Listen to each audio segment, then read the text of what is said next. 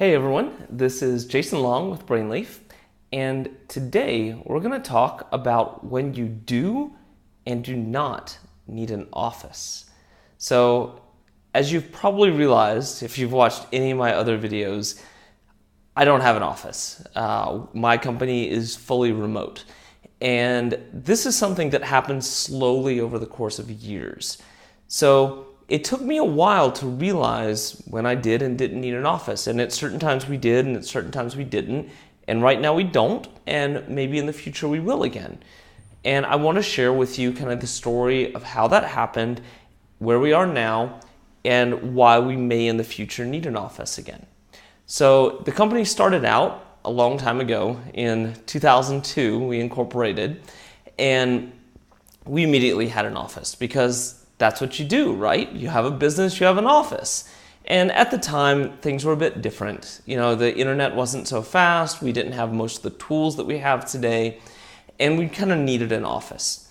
And so we started out with this great office. And then we hired more people. And the company got bigger. And then we got this bigger office. And then we had all of these people in this bigger office.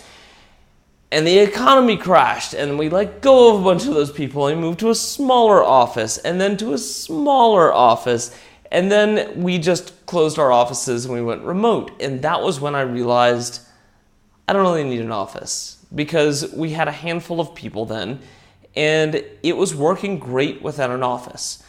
Then I moved into a co-working space, and the company started to grow again. And then we had a co-working space office. Then we moved to a bigger co-working space office. And then we got more people. And then at a certain point, I realized nobody comes to this office. I'm the only one that's here. Everybody else kind of comes in and kind of comes and goes when they want to come and go. And we never, ever, ever, ever see clients here. And so at that point, I just felt like, why are we paying all this money? Why are we doing this? Nobody likes to face traffic. Nobody wants to come in. Everyone is getting their work done. It's really nice to have when we have company meetings, but it's not necessary. So at that point, we closed the office, and I have not regretted it at all. So here's what I learned.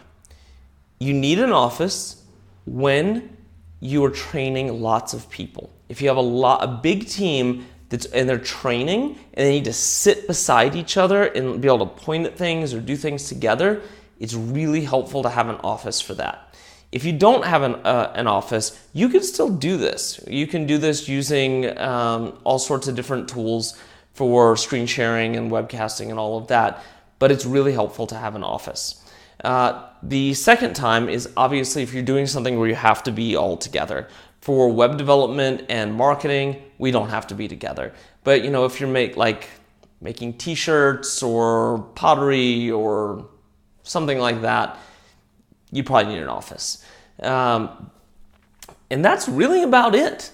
You know, like if you also if you have to manage people, like really, really, really keep your eye on them, where you've got to have people clocking in and clocking out, or you know they're working on that kind of structure. You might need an office for that. For us, we have a much more results-driven culture, and at this point, given the number of people we have, we don't really need an office. I think if we ever got over maybe 25, 30 people again, we might want to strongly consider it. We'll see. At this point, we'll see. But anyway, that's it. That's for me when I needed an office, when I didn't, the story of how we got everything, and the story of how we got to this point. And I hope this is helpful for you. Thanks so much. Have a great day.